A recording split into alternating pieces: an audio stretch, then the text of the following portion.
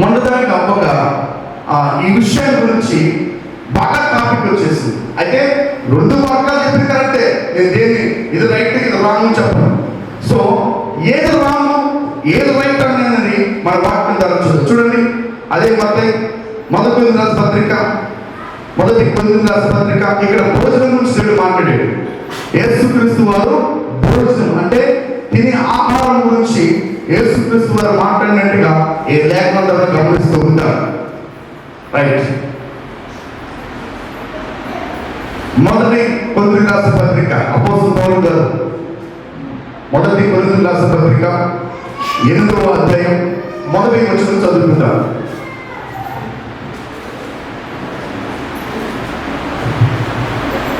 విగ్రహములకు బలిగా అర్పించిన వాటి విషయము మనమందరము జ్ఞానము గలవారమని ఎరుగుదుము. జ్ఞానము ఉప్పొంగు చేయును గాని ప్రేమ క్షేమాభివృద్ధి కలుగజేయును. ఒకడు తనకేమైనను తెలియననుకొని ఉంటే తాను తెలుసుకొనవలసినట్టు ఇంకను ఏమీ తెలుసుకున్నవాడు కాడు. ఒకడు దేవుణ్ణి ప్రేమించిన ఎడల అతడు దేవునికి ఎరుకైన వాడే కాబట్టి విగ్రహములకు బలిగా అర్పించిన వాటిని తినుట విషయము లోకమందు విగ్రహము ఒట్టిదనియు ఒకడే దేవుడు తప్ప వేరొక దేవుడు లేడనియు ఎరుగుదుము. చాలు దేవుని స్తోత్రం కలుగునుగాక. నేను చూద్దానండి, విగ్రహము బదులు అర్పించిన వారి విషయం మాట్లాడుతున్నాడు అపోస్తలుడు పౌలు గారు. ఏమంటాడంటే మనందరం కూడా జ్ఞానము గలవారమని ఎరుగుతాం. మనందరం కూడా జ్ఞానం ఉంది. అందరికీ జ్ఞానం ఉంది, అందరికీ తెలివి ఉంది, అందరికీ బుద్ధి ఉంది, అందరికీ వివేకం ఉంది. రైట్. సో మనందరం జ్ఞానం గలవారమే. బట్ అక్కడ ఏమంటాడంటే ఎరుగుతాము జ్ఞానం ఉప్పొంగ చేయదు కానీ ప్రేమ క్షేమాభివృద్ధి కలగ చేయదు. జ్ఞానము ఏం చేస్తుంటే మనల్ని ఉప్పొంగ చేస్తుంటే కొంచెం జ్ఞానం ఏమవుతుంది? సాధారణంగా ఏమొస్తుంది బ్రదర్? జ్ఞానం ఏమొస్తుంది? గర్వం. ఏమొస్తుంది? గర్వం వస్తుంది. జ్ఞానం బట్టి గర్వం వస్తుంది. గర్వం ఏం చేస్తుంది? మనసుని ఏం చేస్తుంది? చిన్నగా చూస్తుంది. దేవుడి ప్రేమను వెళ్ళపరుస్తాడా? దేవుడి ప్రేమ ఏంటి? అందరూ సమానం. జ్ఞానం ఏమంటే వీడు తక్కువ, వీడు ఎక్కువ. ఈ జ్ఞానము ఎక్కువైనప్పుడే ఈ బ్యాలెన్స్ చేయలేదు అనమాట. కానీ ప్రేమ చేస్తుంట పరిపూర్ణ తీసుకొస్తుంది, సమానత్వం తీసుకొని వస్తుంది. హల్లెలూయా. సో ఇక్కడ జ్ఞానం కలిగిన వారు ఉన్నారు, కొంతమందికి ఉన్నారు. ఇక్కడ జ్ఞానం లేని వారు కూడా కొంతమంది ఉన్నారు. జ్ఞానం కలిగిన వాడు ఏమంటాడంటే ఏదైనా తినవచ్చును అంటాడు. జ్ఞానం లేని కొంచెం తక్కువ వాడు ఉంటాడు. అమ్మమ్మ విగ్రహాల గురించి మనం తినకూడదు అంటాడు, బొమ్మల కలిసి తినకూడదు అంటాడు. సో వీళ్ళిద్దరి యొక్క మాటలు సరైనయే, ఇద్దరి కూడా సరైనయే. ఎవరు మనం కాదనడానికి లేదు, అవునడానికి కూడా లేదు. అక్కడ ఏమంటాడంటే 2వ వచనంలో ఒకడు తనకేమైనా తెలియనుకుంటే తాను తెలుసుకున్నట్టు ఇకను ఏమీ తెలుసుకొనలేని వాడు కాడు. హల్లెలూయా. నాకంతా తెలుసున్న వాడికి ఇంకా దేవుడు మాట్లాడు అభ్యాసం మాట్లాడలేదు. చాలా మంది ఉంటారు, చాలు మాకు బాగా తెలుస్తుంది, నువ్వు చెప్పాల్సిన అవసరం లేదంటారు. ఇన్ని వాడు చెప్తాడు, నువ్వు చెప్పగలుగుతావు. మనం ఏమి చెప్పలే. దేవుడు దేవా నాకు మొత్తం తెలుసయ్యా, నాకు మొత్తం జ్ఞానం ఉంది, ఆ జ్ఞానం నాకు ఫుల్, దేవుడు మొత్తం నాకు ఇచ్చేస్తావుగా, నువ్వేం చెప్పాల్సిన అవసరం లేదు అనుకో. అవునా, వెరీ గుడ్ అని చెప్పేసి అక్కడ ఆపేస్తాడు దేవుడు. హల్లెలూయా. ఇంకా మాట్లాడు.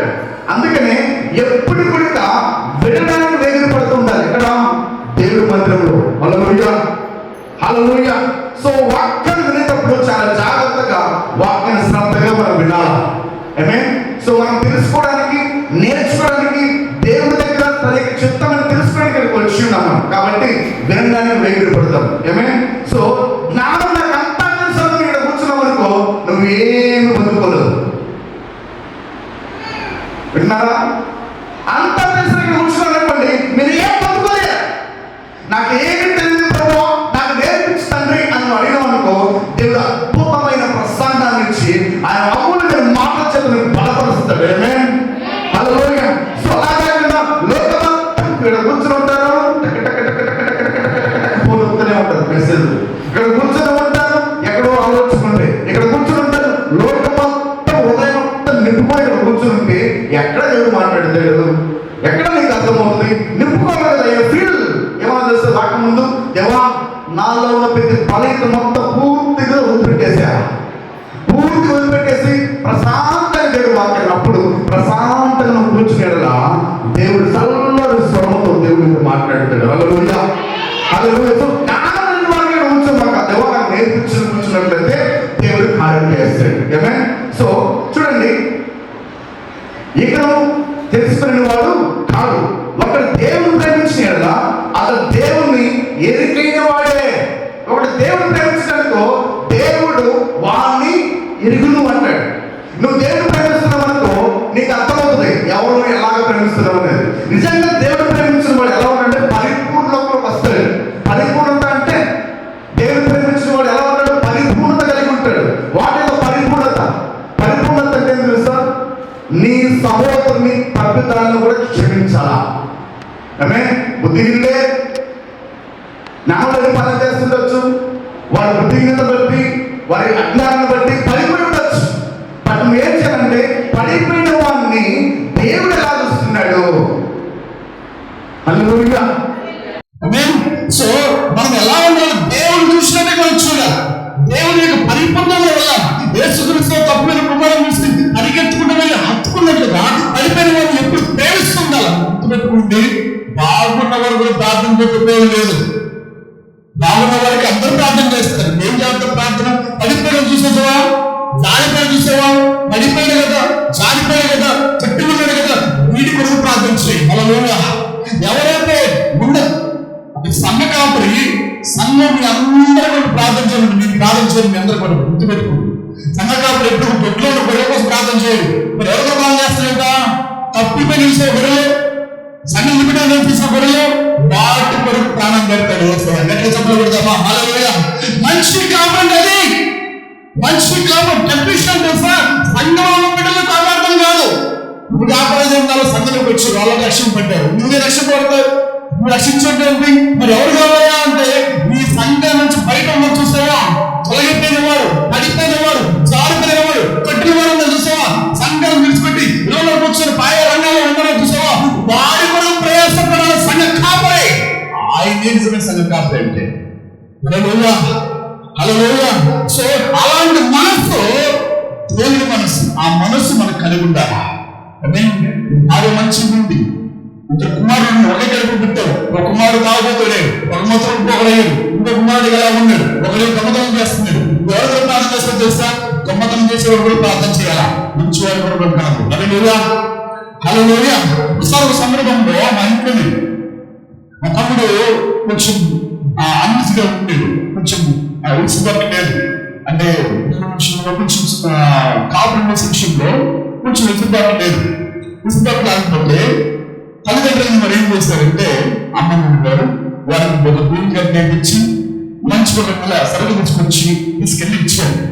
తీసుకెళ్ళిస్తే ఊరుకుంటారా, తోటలు ఊరుకుంటారా? ఏమన్నా తెలుసా? అన్న ఆలయం పుట్టారా, నాకు కూడా వేయచ్చు కదా, నాకు కూడా చూడొచ్చు కదా అని అంటారు. ఒక తల్లి కడుపు పుట్టితే ఒకటి ఒకలాగా చూస్తారా అని చెప్పేసి మాట్లాడతారు. సో నేనేమంటానంటే నువ్వు బాగున్నావు కదా, ఇంట్లో కదా, మీరు వినిపించలేదు. నీ చేతులు ఉన్నాయి కదమ్మా, అదే కదా, నీ చేతులు ఉన్నాయి కదా, నేను వినిపించాలా? మరి ఎవరు వినిపించాలా? చేతులు లేని వాళ్ళని చూసావా, బాగు వినిపించాలి మనం. హల్లెలూయా, హల్లెలూయా. బాగుపడడం నువ్వే బాగుపరుస్తావు. బాగుపడడం వాళ్ళని చూసావా, వాళ్ళు బాగుపరచమే అదే గొప్ప లక్షణం, అది గొప్ప లక్షణం. చాలా మంది అంటారు గొడవ జరిగితే ఒళ్ళి తీర్చడం కాదు, అసలు గొడవ జరగకుండా ఆగిపోవడం చూసావా, అది గొప్ప లక్షణం. హల్లెలూయా. గొడవపడి గెలిచి కొట్టి తిట్టేసి నేను జయించాను, యుద్ధం చేశాను అన్నం కాదు. యుద్ధం జయించిన గొప్ప లక్షణం కాదు, అసలు యుద్ధమే లేకుండా అక్కడ చూసావా, అది గొప్ప లక్షణం. హల్లెలూయా. అది దేవుడి జ్ఞానం. ఇంకా అర్థమే వాళ్ళు చెప్తారు ఎందుకు దేవుడి జ్ఞానం అన్నానంటే, దావీదు తర్వాత దావీదు అనేక యుద్ధాలు చేశాడు, చెయ్యి మొత్తం రక్తం తగిలిపోయింది. దావీదు తర్వాత తన కుమారుడు సొలొమోను మహారాజు దావీదు కుమారుడు రాజయ్యాడు. రాజైన సొలొమోను మహారాజు తన బ్రతుకు కాలంలో 40 ఏళ్ల పైన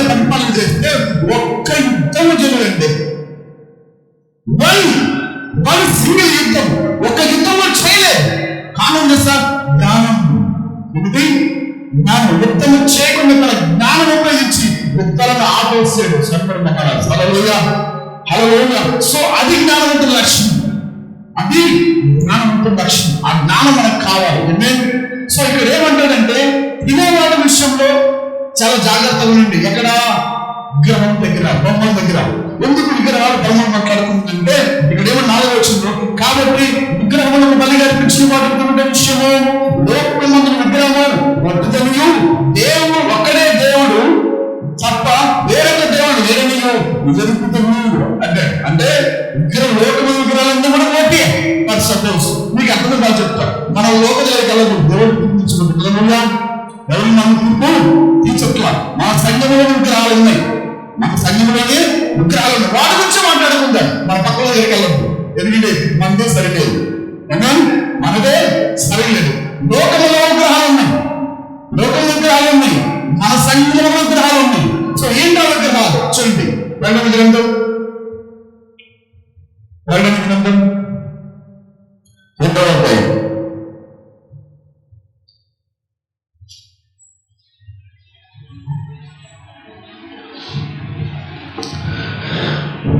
18 సంఘంలో ప్రియమైన ఉన్న సంఘపు దూతలకు ఇలా రాయి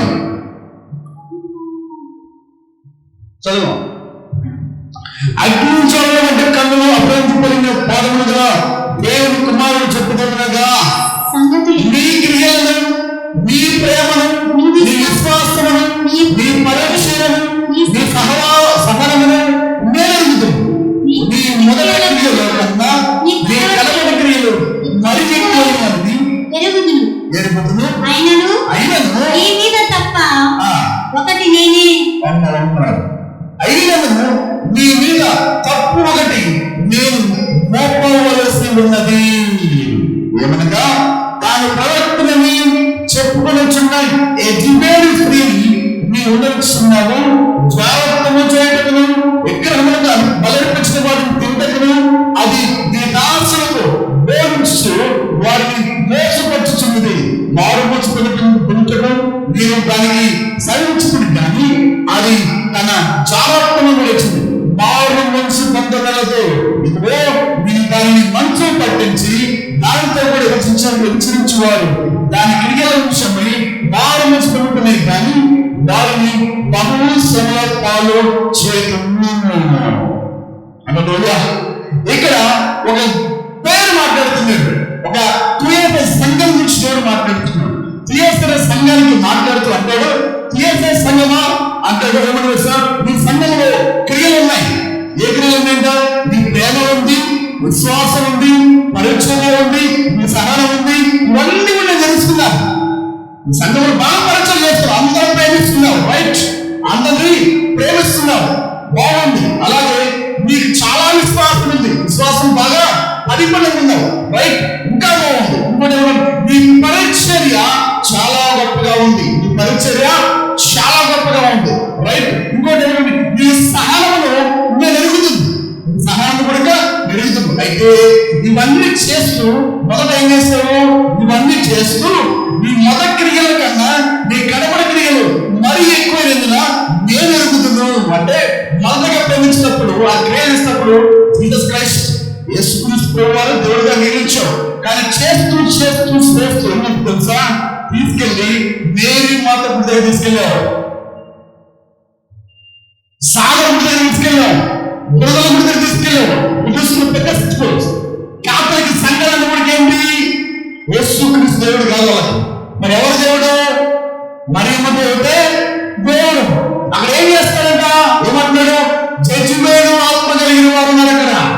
జడ్జిమేను ఆత్మ ఏం చేస్తుంది? ఒకప్పుడు జడ్జిమేను సార్ ఏలియా ఉన్న సంఘంలో, ఏలియా ఉన్న ప్రాంతంలో, ఏలియా నివసిస్తున్న ఆ ప్రాంతంలో జడ్జిమేలు అనేక మంది చంపించేస్తుంది, ప్రవర్తన చంపించేస్తుంది, చాలా మంది చంపించేసి, చాలా మందిని వచ్చేసి వాళ్ళ దేవుని దేవతల విగ్రహాలు ఇవి అనేకమైన కాలం జరిగించింది జడ్జిమేలు.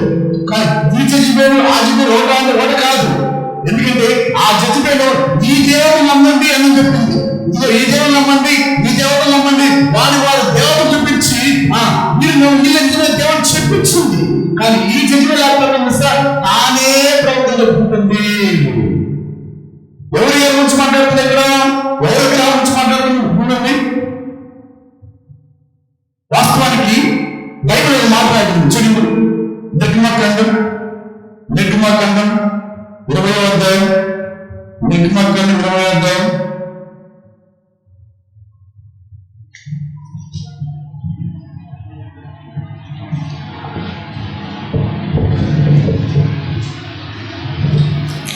3వ వచనం. నేను తప్ప వేరొక దేవుడు నీకు ఉండకూడదు. నేను తప్ప మీకు వేరొక దేవుడు ఉండకూడదు. పైన ఆకాశం ఉందే గాని, కింద భూమి అందే గాని, భూమి కింద నీళ్ళందే గాని ఉన్న దేని రూపమైన నీవు చేసుకొనకూడదు. వాటికి సాగిలపడకూడదు. వాటిని పూజించకూడదు. ఏలయనగా నీ దేవుడైన యెహోవా నాకు నేను రోషము గల దేవుడను. నన్ను ద్వేషించు వారి విషయములో 3-4 తరముల వరకు తండ్రుల దోషమును కుమారుల మీదకి రప్పించుచు, నన్ను ప్రేమించి నా ఆజ్ఞలు గైకొన వారిని 1000 తరముల వరకు కప్పించు వాడనై ఉన్నాను. నన్ను నేను తప్ప వేరొక దేవుడు మీకు ఉండకూడదు అని మొదటి ఆజ్ఞ. పైన ఆకాశం ఉందే గాని, భూమి కింద నీళ్ళందే గాని ఉన్న దేని రూపమైన నీవు విగ్రహంగా చేసుకోకూడదు. వాటికి సాగిలపడకూడదు కూడా. మీరు చెప్పండి, చాలా మంది కొన్ని సంఘాలలో పెద్ద స్కూల్ నిలబెట్టి ఆ స్కూల్ సాగిలపడుతున్నా లేదా? ప్రార్థన చేస్తున్నా లేదా? అది విగ్రహమా కాదా? విగ్రహమే. క్రైస్తవ సంఘాలకు విగ్రహాలనే. వేరే మాకు విగ్రహం. వేరే వాళ్ళు ఏం చేస్తారు? ఇంకా గుర్తురా ఆరోగ్యం చేస్తారు లేదా? ఆరోగ్యం చేస్తారు. నేను తప్ప వేరే దేవుడు లేడు అని యేసుక్రీస్తు వారు మాట్లాడుకుంటూ తండ్రి మొదటిగా ఆజ్ఞాపిస్తే ఆజ్ఞ మీరిపోయి ఈరోజు చాలా సంఘాలలో గమనిస్తుంటారు, అక్కడ లడ్డూ చేస్తారు. ఏంటన్నా ఇది చేస్తారు? ఏంటది? పలహారం. ఏది? ఎవరు పెడతారు అది కదా? కొనుక్కుంటాం మనం కొంతమంది. మరి ఇక్కడ తిరుపతి దగ్గరికి వెళ్ళి అవునా అక్కడ తెచ్చినది అమ్మా, అక్కడ తెచ్చినది కదా. మరి ఇక్కడ లేని పవిత్రత అక్కడికి ఎలా వచ్చింది చెప్పండి? ఇక్కడ లేని పవిత్రత అక్కడ ఎలా వచ్చింది? అక్కడ అదేమో నీకు అపవిత్రమైపోయిందా? మరి ఎక్కడ తెలిసింది? ఇది అపవిత్రం కదా? అది విగ్రహమే. కాబట్టి అక్కడ వాడు వేరే విగ్రహం వేరే పేరు పెట్టుకుంటారు. ఇక్కడేమో మేరీ మాత, శివ, జీసస్ క్రైస్ట్ బొమ్మల ఆకారం చేసుకుని ఆ బొమ్మల దగ్గరికి వెళ్ళి ప్రార్థన చేయడం, బొమ్మలకు ముద్దు కొట్టడం, టెంకాయలు కొట్టడం, పలహారం వచ్చడం ఎన్నేంటి విగ్రహాలు కాదా? మన విగ్రహాలు వస్తువులు చాలా మంది విగ్రహాలు. వాళ్ళకు భార్య విగ్రహం. వారు ప్రపంచంలో భారత మనది వాళ్ళ విగ్రహం. వారికి ఒక గొప్ప విగ్రహం. ఈ ప్రపంచంలో డబ్బు కోసం ఏ అర్థమైన గద్దెలు వేస్తాడు, ఏ చటకాలం చేస్తాడు, ఎంతటికే పనిస్తాడు, ఎంత నమ్మకం కోసం దోహం చేస్తాడు. డబ్బు కోసం మనుషులు చంపేస్తారండి. డబ్బు కోసం నిజంగా చంపేస్తాడు. డబ్బు కోసం అంట ఒక గుడ్డోడు గుడ్డోడంట చెప్తున్నది కూడా చెప్తాడు. ఒక గుడ్డోడు గుడ్డోడు ఎక్కడ అడుక్కోవడానికి వెళ్ళారంట. విన్నారమ్మా? అడుక్కోవడానికి వెళ్ళారంట. వెళ్తే అరే నీ కళ్ళు కనపడవు కదా, ఒక కూర్చో వెళ్ళకడ కూర్చో. నేను కూడాను కదా, నా కళ్ళు కనపడదా? నేను అడుగుతా నేను చూపించి అడుగుతా ఉంటా. అయ్యా కళ్ళయ్యా అయ్యా అంటే అడుగుతాను చెప్పేసి గుడి దగ్గర వచ్చి ఎవరిని బుద్ధుడు ఎవరు వచ్చి పెట్టారు? గూడుడు. ఎవరు అడుగుతున్నారు? గూడుడు అడుగుతున్నాడు. అయ్యా బుద్ధుడయ్యా సాయం చేయండి. మొత్తానికి సాయం చేశారు. చాలా మంది తెలుసు మీరు మాటలు పెట్టు, ఆ గుడ్డుతనం పెట్టు, మొత్తానికి డబ్బులు వేస్తారు. డబ్బులు చూసినప్పుడు ఇంకొక డబ్బులు అయిపోయింది. డబ్బులు బాగా వచ్చింది. డబ్బులు బాగా వచ్చినాక ఇప్పుడు అనుకుంటుంటే కష్టం. అడిగింది ఎవరు? నేను కదా గురుడు అనుకుంటున్నాడు. గురుడు మాట్లాడుతున్నాడు. అడిగింది ఎవరు? నేను వాళ్ళే చేసి కూర్చున్నాను. వచ్చి కష్టపడింది నేను కదా. నేను అడిగిన గుర్తుపోయి భూమిలో నిలబెట్టుకుని నాకు మాట్లాడబోయి నడ్డిపోయి అలా ఎంత కష్టపడితే డబ్బు తీసుకున్నారు. మీ సంగతి మంచిదండి, వారు కావాలి కూర్చుని వాళ్ళు సమానం చేయాలా అని చెప్పేసి దురాలోచన కలిగి సమానం కూడా అనుకున్నాడంట. ఈ రోజు అనుకున్నాడు, మొత్తానికి అయిపోయింది. ఆ తర్వాత ఈ గుడ్డుడి కళ్ళు కనపడవు, చేతులు బాగా కనపడతాయా,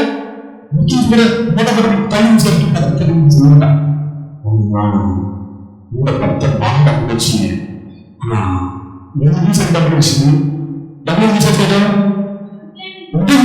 ఆ డబ్బులకి రేటు రావాలా, సమానం కాబట్టి నన్ను చూసే డబ్బులు వేస్తారు కాబట్టి ఎక్కువ డబ్బులు నాకే కావాలా, ఇది కూడా మీరు అనుకున్నారు, మీరు అనుకున్నారు. మొత్తానికి ఇద్దరు ఇంటికి వెళ్ళిపోయారు. ఇంటికి వెళ్ళి కూర్చున్నారు. వీడేమో అన్నం చేసేస్తాడు, పెళ్లి పెట్టేస్తాడు. అరే అక్కడికి వెళ్ళిపోయి సరస్సుకి వెళ్ళి చదువులు ఎదుర్కొంటున్నామా అని వెళ్ళిపోయారంట. ఇద్దరు వెళ్ళిపోయారంట. ఇద్దరు వెళ్ళిపోయేసరికి లోపలికి గుర్తుపెట్టుకుంటుందంట. వెంటనే పెట్టేయాలా అనుకోని కట్టుకొని దగ్గర బాగుంది వెళ్తున్నాడు. ఉంటాడా నేను గడుపుకున్నాను, మనం పట్టుకుంటాను అంట. రోజు ఆ వండేసరికి కరెక్ట్గా ఎక్కడ ఉండాలంటే ముందు ఉండాలంట. ఒక్క తమిళ నేనంట భూమిలో కూడా పరిగెత్తులో భూమిలో గుడ్డు ఏదో కొడుతున్నా, భూమిలో ఏదో కొడుతుందా, భూములు ఏదో కొడుతుందా, ఆగించి అని చచ్చిపోయాడు. భూమి చచ్చిపోయాడు. మొత్తానికి వాళ్ళ సహాయంతో ఈ సహాయంతో గుడ్డు పరపర ఇంటికి వచ్చినాడు. ఏం చేశాడు, వెళ్ళిన ఆహారం తింటాడు. ఆహారం అమ్ముంటే పల్లె నోరు తెచ్చుకుని టక్క టక్క టక్కని తీసాడు. తెచ్చుకోడు.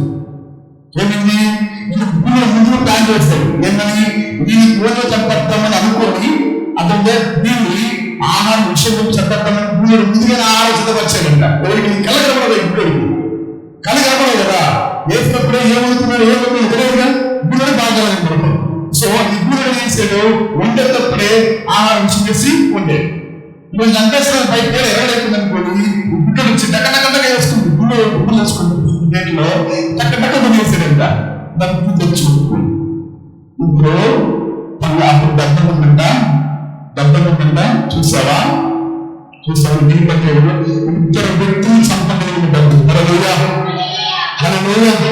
సో విగ్రహం, డబ్బు కూడా ఒక విగ్రహం మారిపోయింది. రోజులో డబ్బులు ఇస్తే ఎంత నీక్షానికి తీరాలి డబ్బులు. చూడండి, అన్నదమ్ములు కూడా డబ్బులు కొట్టుకుంటారు సార్. ఆస్తుగా వచ్చించారు అన్నదం భక్త శత్రువు అయిపోతారు అనే కదా. సో విగ్రహం అక్కడ కాలం ఉంది. సో ఇక్కడ విగ్రహాలు ఎలా ఉందో తెలుసా, ఇక్కడ యేసుక్రీస్తు వారు ఇక్కడ పౌలు గారి మాట్లాడాలి అంటే ఏ విగ్రహం నుంచి మాట్లాడుతున్నాడు, దీనికి విగ్రహాల నుంచి మాట్లాడుతున్నాడు, దేవుడి విగ్రహాల గురించి మాట్లాడుతున్నాడు. నేనేమంటున్నానంటే అక్కడెక్కడో విగ్రహాలు చూపించి అది విగ్రహాలకు అందరూ చెల్లిస్తున్నాం. మరి మన సంఘంలో చేసే విగ్రహాలు ఏం సంగతి ఏంటి? శివ దగ్గరికి వెళ్ళి ఒకడు 20 అడుగులు నిలబెడతాడు, ఒకడు 30 అడుగులు పెడతాడు, ఒకడు 10 అడుగులు నిలబెడతాడు. సినిమా దగ్గరికి వెళ్ళి పాటలు చేసే వాళ్ళందరూ ఏం చేస్తున్నారు చెప్పండి. ఆయన ఏమన్నాడు, పైన ఆకాశం ఉంటే గాని, కింద భూమి అంటే గాని, భూమి కింద నిధి ఉంటే గాని ఏ రూపమైన విగ్రహంగా తయారు చేసుకోకూడదు, వాటికి సాగిలపడకూడదు అన్నాడు. అది మొదటి ఆజ్ఞ, దేవుడిచ్చిన ఆజ్ఞ, మొదటి ఆజ్ఞ. సో రెండో ఆజ్ఞ ఏం చేస్తా, యేసుక్రీస్తు వారు వచ్చిన కాలంలో ఈ 2 ఆజ్ఞ ఇస్తారు. మొదటి ఆజ్ఞ ఏమంటాడంటే, నీ తండ్రి ఎవరేవాడు నీ పూర్ణ హృదయంతోను నీ పూర్ణ ఆత్మతోను ఆయన నువ్వు సేవించంటాడు. రెండో ఆజ్ఞ నిన్ను వల్ల పొరుగువారిని ప్రేమించమంటాడు. సో విగ్రహాలు చేసుకుని యేసుక్రీస్తు వారు చెప్పలేదు, తన ఉదయం ముందు కలిపి ఆయన చెప్పలేదు.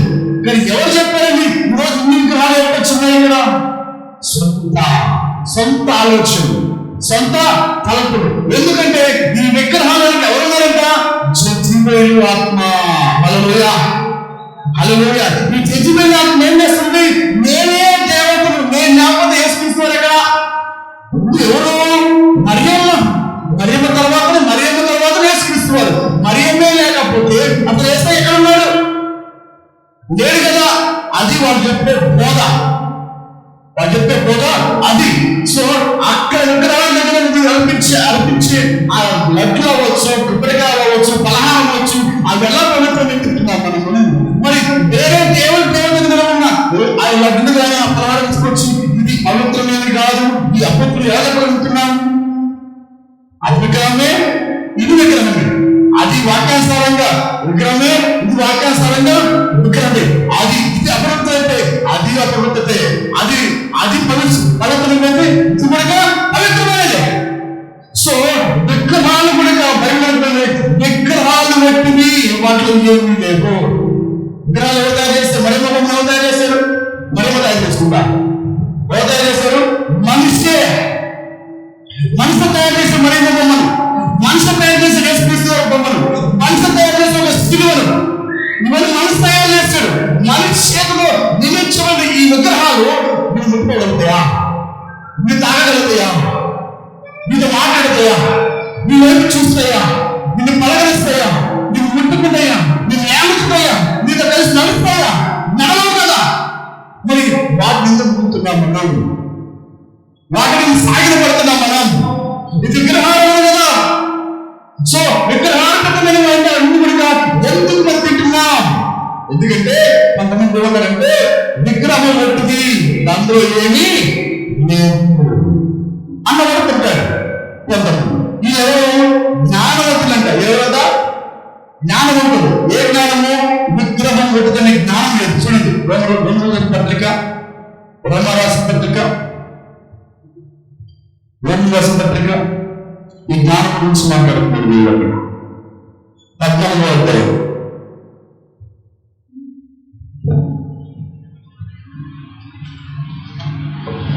14వ అధ్యాయం చదువుకున్నాం. విశ్వాసమై బలహీనుడైన వారిని చేర్చుకుండి 5 సంశయము తీర్చుటకును వాదనలు పెట్టుకోవద్దు. సంశయించుకుని వాదనలు పెట్టుకోవద్దు. నేను అంటున్నాను, ఇప్పుడు అది తప్పైతే ఇది కూడా తప్పు. నేను అంటున్నాను పోవచ్చు అంటాడు. లేదు లేదయ్యా, విగ్రహాలు ఏమి లేవు. బైబిల్లో విగ్రహాలు అయ్యా, బైబిల్ విగ్రహాలు లేవు. కానీ ఏం చెప్తాడు? విగ్రహాలు ఉన్నాయంటాడు. ఇది కూడా దేవత అంటాడు. ఇది కూడా ప్రార్థన ఇస్తుందంటాడు. ఇది కూడా ప్రార్థన చేస్తాడంటాడు. ఇది కూడా వాక్యానుసారం అంటాడు. అయితే వాళ్ళ అనుభవం చూసుకున్నామని తెలుసా? తప్పు అని చెప్పి గొడవలు దేవుడు ఏమంటాడంటే చూడండి, వాదనలు పెట్టుకోవద్దు. ఒకటి సమస్తం తనవచ్చునని నమ్ముచున్నాడు, మరొకడు బలహీనే ఉండి కూరగాయలనే తినుచున్నాడు. తినువాడు తినువాడిని తినకూడదు, తినువాడు తినువాడిని తింపు తీర్చకూడదు. ఏదనగా దేవుడు అతను చేర్చుకుని ఏమంటున్నా చదవలే సరే. ఏమంటాడంటే అయ్యా విగ్రహాలు పెట్టుకుంటాను వాడు ఏమంటాడంటే అరే తినకూడదు బాబు, విగ్రహార్పితమైనది, అది అపవిత్రమైనది, దాన్ని తినకూడదు ఒకడు అంటున్నాడు. ఒకడేమంటాడు అరే విగ్రహం ముట్టుదా బాబు, దీంట్లో ఏమి లేవు, మనిషిగా తయారు చేస్తాడు, ఇంకా ఏమో దీంట్లోకి ఏమి రాదు అని వాడు అంటున్నాడు. సో ఇద్దరిని బట్టి ఏమంటాడంటే వాడు ఇద్దరు ఎక్కడికొచ్చారంట? దేవుని మందిరానికి వచ్చినారు, సన్నిధిలో ఉన్నారు, వాక్యం జరిగించబడుతున్నారు. కాబట్టి దేవుడు వాళ్ళు ఏర్పరచుకున్నాడు. రోజు జ్ఞానం నేను ఉన్నాననుకోండి, నా జ్ఞానం ఏంటి? విగ్రహంలో ఏమీ లేదు అంటానండి. విగ్రహం ఏమి లేదు, ఇక్కడ పెట్టిన పనులు తీసుకొచ్చి అక్కడ లడ్డు పెట్టి పిల్లలు పెట్టి ఇంకో గంటలు పెట్టి నేను వేసిన తినేస్తాను. నేనేం నమ్ముతున్నాను? విగ్రహంలో ఏమి లేదు నమ్ముతున్నాను. కాబట్టి తింటాను. కానీ చూసిన మీ అందరూ ఏమనుకుంటారు? మాస్టర్ గారు వింటే మీ వింటే ఉంది అంటారు కదా, అంటారు కదా. నాకేంటి విగ్రహం కొట్టుకొని నేను నమ్ముతున్నాను, మీరే విగ్రహాల్లో ఏదో ఉంటుంది నమ్ముతున్నారు మీరు. కాబట్టి మీ నమ్మకత్వాన్ని బట్టి మీరు బలహీన కాకుండాట్లు నేను చేస్తాను సార్.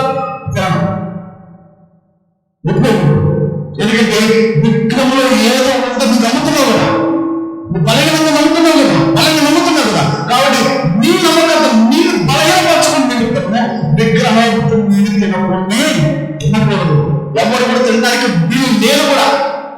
ఎందుకంటే భారతదేశం మొత్తం కూడా న్యాచురల్ ఇది తప్పు ఎక్కువ ఉంది. వారిని ఎక్కడ కూడా మనోభావాలు దెబ్బతీసేలాగా వారి పారపుత్ర ఆచారం దెబ్బతీసి ఎక్కడ మనం మాట్లాడకూడదు. ఎందుకంటే వాడు ఉన్నాడు, ఒక తినొచ్చు అంతకాని ఇద్దరు దేవుడు ప్రేమిస్తున్నాడు. అన్ని దేవుడు ప్రేమిస్తున్నాడు, నిన్ను దేవుడు ప్రేమిస్తున్నాడు. ఇద్దరు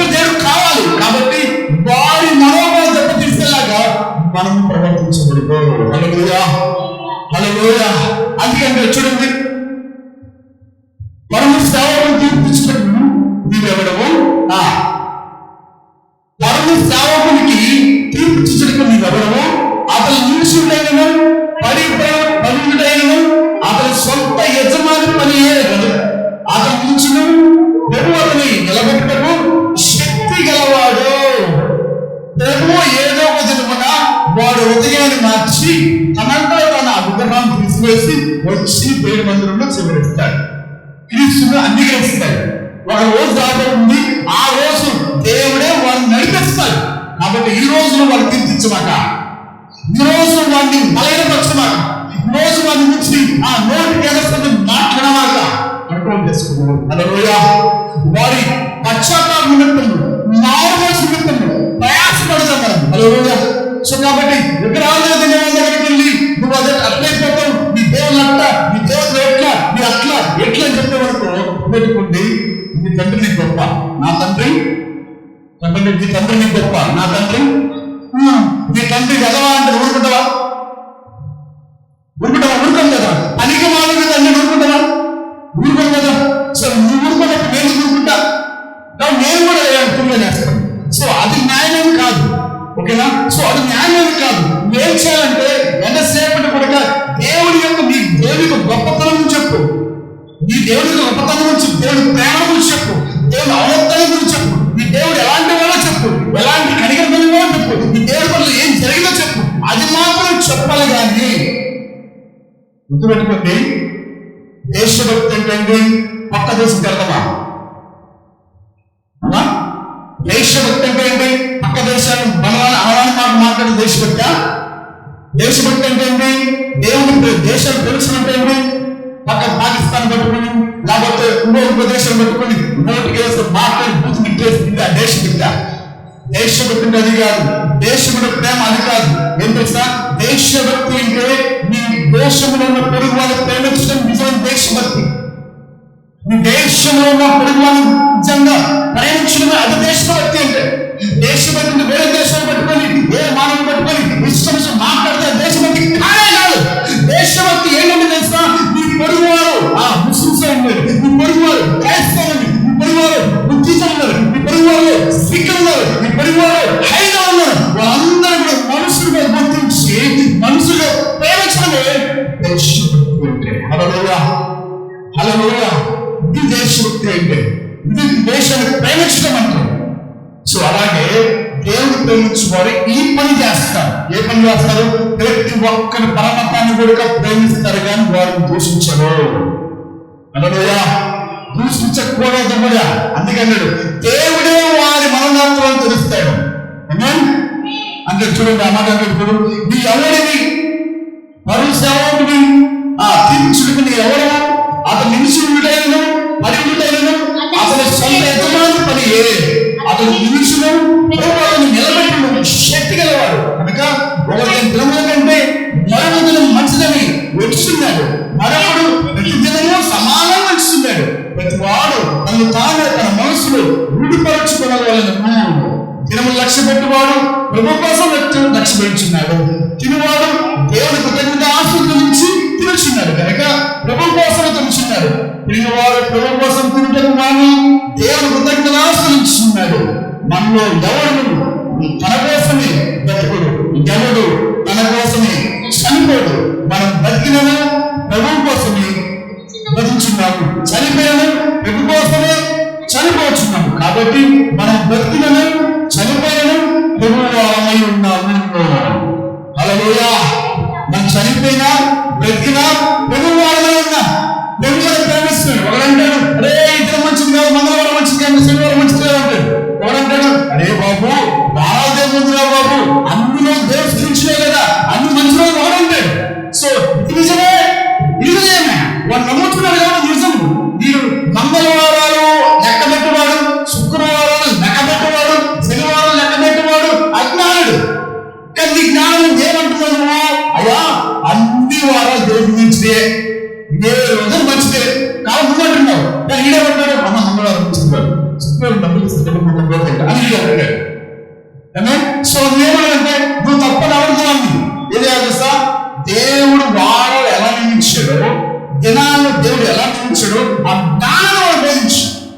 ఆ జ్ఞానం పట్టగానే వాళ్ళు ఏదైతే చూపించమాట, ఏది చూపిస్తే మనసు ఏమవుతుంది, గాయపరచబడుతుంది. నోటి మాటను బట్టి, నీ ప్రవర్తన బట్టి ఆ మనసు గాయపరచబడుతుంది. దాన్ని ఏం చేయాలా? నీ జ్ఞానం ఉంది కదా, వాళ్ళు ఎలా నుంచి జ్ఞానం పొందించు కదా, అదే జ్ఞానాన్ని వాడు ఇవ్వచ్చు. వాడు పోలిస్తే వాడు మనోనేతలు నిలబడతాయి. అప్పుడు వాడు అద్భుతమైన అందరికి ఇదే మాట వాడు అని చెప్తాడు.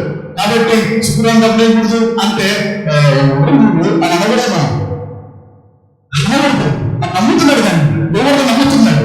సో వాళ్ళ నమ్మకత్వాన్ని వాడు వదిలేసారు. ఒక రోజు రాబోతుంది, ఆ రోజు వాడు మనోనేతలు కూడా తెలుస్తాడు. మనోనేత నిలబడ్డాడు కాబట్టి అంతా చూడండి, కాబోతుంది దగ్గరికి వెళ్ళి స్నేహితుడికి వెళ్ళి, అదే వీళ్ళని బాగా తాగాను బాబు, బాగా తిరిగాను, వీకంటే ఎక్కువ తాగాను, వీళ్ళకి ఎక్కువ తిరిగాను, కానీ దేవుడు నన్ను ప్రేమించి నన్ను రక్షించాడు, నేను బాగా ఉన్నాను, దానివల్ల ఏం ప్రయోజనం లేదు అన్న అనుకుంటే అడవాడు తెలుసా, అన్న తాగాక తాగాను, తిరిగాను తిరిగాను, నీకు ఎప్పుడు జ్ఞానం చాలా నాకు జ్ఞానం తాగుతా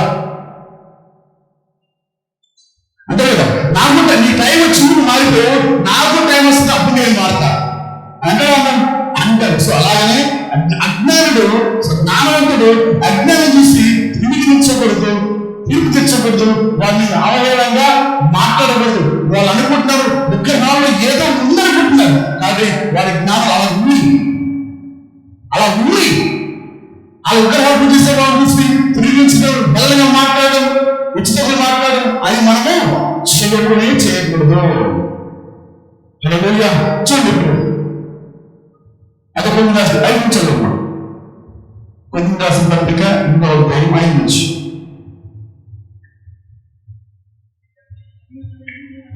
దేవతలను కలిగిన వారు, ప్రభువులను కలిగిన వారు అనేకులు ఉన్నారు. ఆకాశమందరూ భూమి అందరూ దేవతలను కలిగిన వారు ఉన్నారు. మనకు దేవుడు ఒకడే దేవుడు ఉన్నాడు, ఆయన తండ్రి, ఆయన సమస్తము కలిగి, ఆయన నిమిత్తం మనం ఉన్నాము. మరియు మన ప్రభువు ఒకడే, ఆయన యేసుక్రీస్తు, ఆయన ద్వారా సమస్తము కలిగి, మనము ఆయన ద్వారా కలిగిన వారము. అయితే అంటున్నాడు నామతంటే, అయ్యా లోకమంతా విగ్రహాలన్నీ బట్టి దేవుడు ఒక్కడే, ఆయనే తండ్రి అయినా యెహోవా. సో మనకి ప్రభు ఒక్కడే, ఆయనే ప్రభు అయిన యేసుక్రీస్తు వారు, ఆయన తప్ప వేరే దేవుడు లేడు అని నమ్ముతున్నా. ఆయన జ్ఞానం. కానీ కొంతమంది విగ్రహాలు నమ్ముతున్నారు కదా, అవి దేవుడు పూజిస్తున్నారు కదా, మరి వారి విషయం ఏంటంటే వాడు అంటున్నాడు, వారు మనోనేతం వెలిగించేలాగా ప్రయత్నించేయి. వారు పూజించమాట హల్లెలూయా హల్లెలూయా.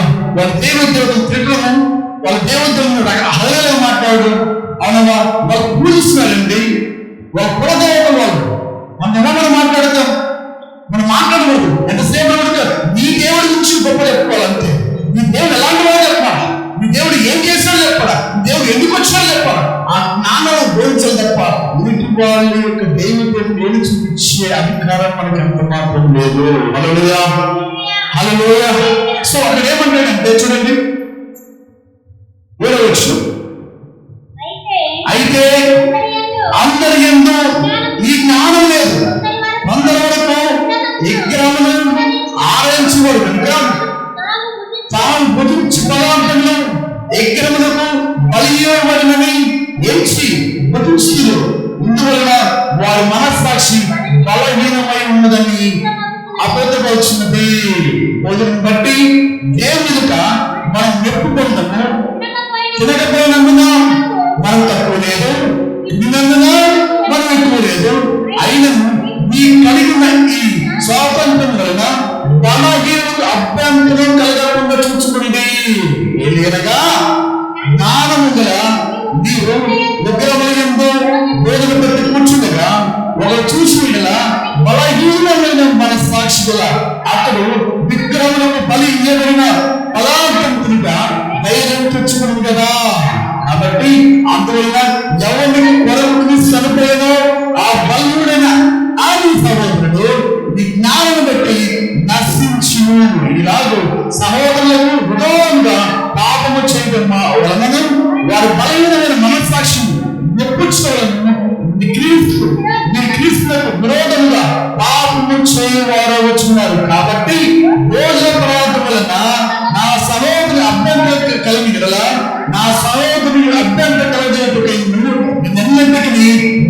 మాంసము తినను. హల్లెలూయా. బలి అంటే ఏంటి? వాళ్ళకి బలి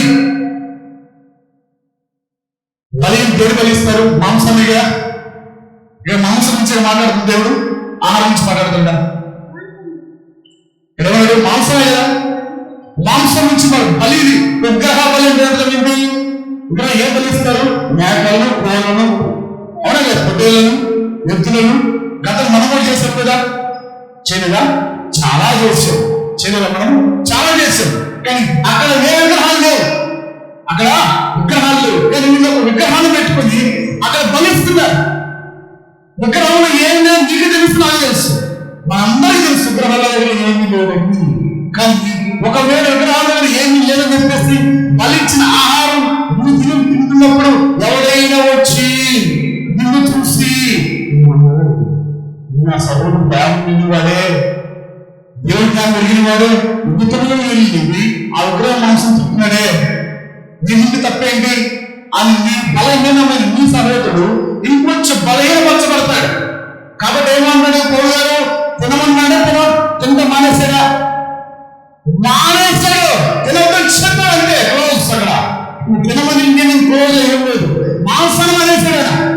తినవద్దు, విగ్రహాలు దేవుని కూడా తినవద్దు. ఎందుకంటే నీ జ్ఞానం లేదు, నువ్వు ఒక్కడే తిను. కానీ ఏదో వాడిని చూసినప్పుడు తిన్నావు అనుకో, గుర్తుపెట్టుకో, ఏదో వాడు చూసి సావకుడి చెప్తున్నాను అంటున్నాను, విగ్రహాల దగ్గర ఏం లేవయ్యా, ఆ వ్యక్తి ఆయన తింటే తప్పు లేదు అని వాక్యం చెప్పి నేను వెళ్ళి తింటున్నాను అనుకోండి, నేను నాకు అజ్ఞానం ఉంది, అది వ్యక్తి అంటున్నాను. కానీ నువ్వేమనుకుంటున్నావు? విగ్రహాల వెనకాల దేవుని అనుకుంటున్నావు, విగ్రహాలు బలమైన అనుకుంటున్నావు. ఎందుకంటే మన పితరుల పారంపర నుంచి అయ్యా మనం బోధిస్తూ వస్తున్నారు వరకు, అయ్యా మనం ఉంటున్నాం కనుక మనం ఏదో భయపడతా ఉంటాం. సో నేను తిన్నాననుకోండి, నీ భయం పోదు, నువ్వు కూడా ఫ్రీగా తినేస్తావు. హల్లెలూయా. నువ్వు కూడా ఫ్రీగా తినేస్తావు. అప్పుడు మరీ ఎక్కువ పాపం వచ్చుకుంటుంది. కాబట్టి నీ బలహీనమైన నీ సహోదరుడు బలహీనపరచకుండా ఏం చేయాలా? తినకుండా మానేయాలా, తినడం మానేయాలా. చాలా మంది అంటారు విగ్రహం ఉంటుంది కదా, ఏం లేదు, తింటే తప్పేమిటి అంటారు. కరెక్ట్, విగ్రహం ఉంటుంది, నీకు జ్ఞానం ఉంది. ఇక్కడ అదే చెప్తాను, నీకు జ్ఞానం ఉంది. కానీ జ్ఞానం లేదు, నీ సహోదరుడు ఏమవుతాడు? బలహీనపడుతున్నాడు. అది వాడేమనుకుంటున్నాడు? విగ్రహం ఉందనుకుంటాడు, దేవుడు కాదు, దేవత అనుకుంటున్నాడు. ఒక దేవత దండం పెట్టుకుని చేస్తున్నాడు. నువ్వేం చేస్తావు? నీ జ్ఞానం ఉంది కాబట్టి సమస్త పదార్థము దేవుడి ఇచ్చినవే, దేవుడి శుభార్థం చెప్పేసి ఎక్కడ పాఠం చేసుకుని పరిశుద్ధపరచండి, ఎక్కడ కడగని పవిత్రపరచండి, ఏ సురాం ప్రారంభిస్తే ప్రమాదం చేస్తుంది. నీ జ్ఞానం ఉంది, కానీ ఇంకో ప్రార్థన కూడా చేయడు. ఏమి ప్రార్థన తెలుసా? ముఖ్యది అమ్మవారి తల్లి ఏమన్నా అని చెప్పేసి పక్కన ఉంటాడు. ఎందుకు? వాడు ఆ దేవత నమ్ముతున్నాడు కాబట్టి. సో వాడు బలహీన పంచకుండా వెయ్యాలా, మానేయాలా. ఒక పౌలు చేసింది అదే పని చేశాడు. మాంసాన్ని తినలా, బలి అర్పించడానికి తినలా. ఎందుకంటే నేను తింటే బలహీనమైన ఉన్నారు, కొంతమంది అజ్ఞానం ఉంటారు, వాళ్ళు బలహీనపరచబడతారు. కాబట్టి ఈ తినడం మానేస్తుందని మానేశాడు పౌలు గారు. కాబట్టి మనం కూడా అంతే, విగ్రహాలు నేర్పుకునే వారి విషయంలో జాగ్రత్త పడాలా. హల్లెలూయా, హల్లెలూయా. తినొద్దు అంటే తినొద్దు అంటే విగ్రహాలు ఏదైనా సరే నువ్వు తింటాం మాట్లాడాలా. గమనించాలి. దేవుడు పరిశుద్ధులను దేవుడి బలపరిచి ఆశ్రయించుగాక. దేవుడు చెప్పకూడదు.